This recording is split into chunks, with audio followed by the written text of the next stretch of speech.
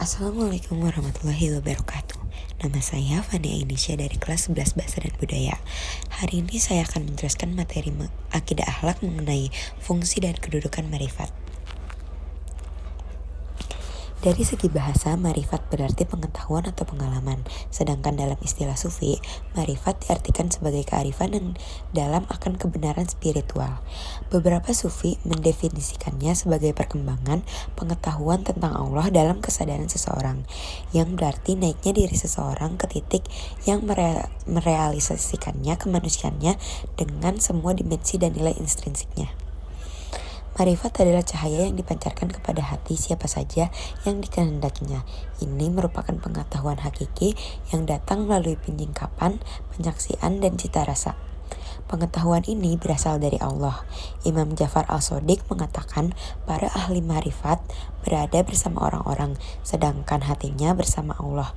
Jika hatinya melupakan Allah sekejap saja, ia akan mati karena kerinduannya kepada Allah. Zul al-Nun al-Misri menyebutkan ada 3 tingkatan marifat, yaitu yang pertama adalah golongan kaum awam, yaitu mereka yang mengetahui tidak ada Tuhan selain Allah melalui pembenaran berita tentang Tuhan dalam pengajaran syahadat. Yang kedua yaitu kaum ulama dan filsuf. Mereka memikirkan dan merenungkan fenomena alam ini. Mereka mengetahui adanya Allah melalui tanda-tanda atau dalil-dalil pemikiran. Yang ketiga yaitu kaum wali dan orang suci. Ini merupakan tingkatan marifat tertinggi. Mereka mengenal Allah berdasarkan pengalaman kesufian mereka, yakni mengenal Tuhan dengan Tuhan. Junaid al-Baghdadi mengatakan seseorang tidak akan menjadi arif sebelum ia menjadi bumi diinjak oleh orang yang soleh dan jahat. Mereka seperti awan yang menaungi semua makhluk dan menjadi hujan yang menyirami segala sesuatu yang baik, yang mencintainya maupun yang membencinya. Al-Qushayri menjelaskan, hati adalah sarana untuk mengetahui sifat-sifat Tuhan, mencintainya, dan melihatnya. Hati manusia mempunyai 3 kapasitas, yaitu 1. Potensi untuk mengetahui sifat-sifat Tuhan disebut qalb atau hati. 2. Potensi untuk mencintai Tuhan disebut ruh. Dan ketiga, potensi untuk melihat Tuhan disebut sir. Al-Ghazali berpendapat kemampuan marifat kepada Allah bersifat fitrah. Dengan pengertian setiap manusia mempunyai potensi bawaan, yaitu terletak pada hati. Setiap hati secara fitrah memiliki potensi mengetahui hakikat-hakikat dari segala yang ada karena hati itu adalah substansi Rabbani yang mulia. Hati inilah pemikul amanah yang diletakkan Tuhan pada manusia. Marifat tersebut tidak lain dari marifat dan tauhid.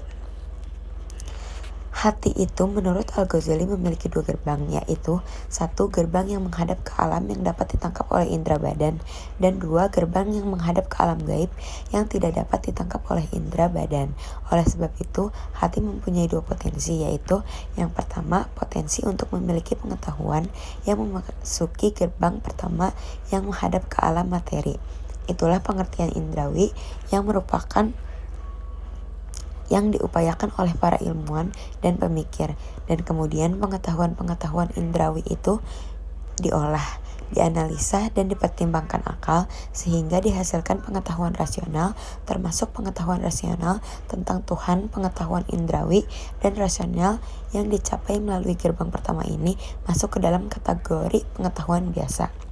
Yang kedua, potensi untuk memiliki pengetahuan yang masuk melalui gerbang kedua yang menghadap ke alam gaib. Pengetahuan itu baru dapat diperoleh bila gerbangnya terbuka atau bila semua hijab yang menutupnya tersingkap. Pengetahuan itu disebut pengetahuan kasyaf, pengetahuan laduni, pengetahuan wahyu, atau marifat hakiki. Marifat hakiki tentang Tuhan dalam alam gaib menghasilkan keyakinan yang hakiki, yang tidak dapat digoncang atau digoyahkan oleh apapun, seperti tak tergoyahkan keyakinan bahwa 10 lebih banyak dari 3. Untuk memperoleh marifat hakiki harus melalui proses yang berlangsung secara kontinu atau berulang-ulang. Semakin banyak keterbukaan hati, maka semakin banyak hakikat atau rahasia ketuhanan yang diketahui sang arif. Kendati bisa semakin banyak marifat hakiki, tidak dapat menjadi marifat yang penuh tentang Tuhan, karena Tuhan itu tidak terbatas atau infinity. Sedangkan sang arif sebagai manusia dan makhluk bersifat terbatas, finity. Al-Junaid Al-Baghdadi mengisyaratkan hal itu dengan mengatakan, cangkir teh tidak akan bisa menampung segala air yang ada di laut. Dalam pandangan Al-Junaid Al-Baghdadi, marifat dianggap sebagai hal, sedangkan dalam risalah Kusyairiyah, marifat dianggap sebagai makam. Sementara itu, Al-Ghazali dalam Ihya Ulumuddin memandang marifat datang sebelum mahabbah, tetapi Al-Kalabazi memandang bahwa marifat datang sesudah mahabbah. Selanjutnya, ada pula yang mengatakan bahwa marifat dan mahabbah merupakan kembar dua yang selalu disebut berbarengan. Keduanya menggambarkan keadaan dekatnya hubungan seorang sufi dengan Tuhan. Adapun alat yang digunakan untuk marifat adalah qalb atau hati, namun artinya tidak sama dengan heart dalam bahasa Inggris, karena qalb selain alat untuk merasa adalah juga untuk berpikir. Bedanya qalb dengan akal adalah bahwa akal tidak bisa memperoleh pengetahuan yang sebenarnya tentang Tuhan, sedangkan qalb bisa mengetahui hakikat dari segala yang ada jika dilimpahinya cahaya Tuhan, bisa mengetahui rahasia-rahasia Tuhan. Proses sampainya qalb pada cahaya Tuhan ini erat kaitannya dengan konsep tahlali dan tajalli.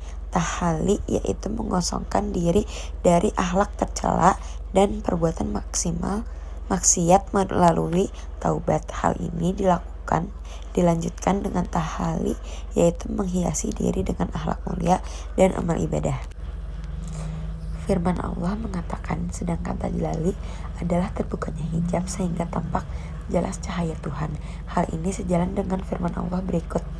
فَلَمَّا تَجَلَّى رَبُّهُ لِلْجَبَلِ جَعَلَهُ دَكًّا وَخَرَّ مُوسَى صَعِقًا. Artinya, tatkala Tuhannya menampakkan diri kepada gunung itu, dijadikannya gunung itu hancur, luluh, dan Musa pun jatuh pingsan. Quran Surat Al-A'raf ayat 143. Yang kedua adalah firman Allah, kemungkinan manusia mencapai tajalli atau mendapatkan limpahan cahaya Tuhan dapat pula dilihat dari isyarat ayat berikut ini. Nurun ala nur, yahdillahu linurihi man yasha'. Artinya, cahaya di atas cahaya yang berlapis-lapis, Allah membimbing kepada cahaya-cahayanya siapa yang dikehendakinya. Quran Surat An-Nur ayat 35. Sekian dari saya, kurang lebihnya mohon maaf. Wassalamualaikum warahmatullahi wabarakatuh.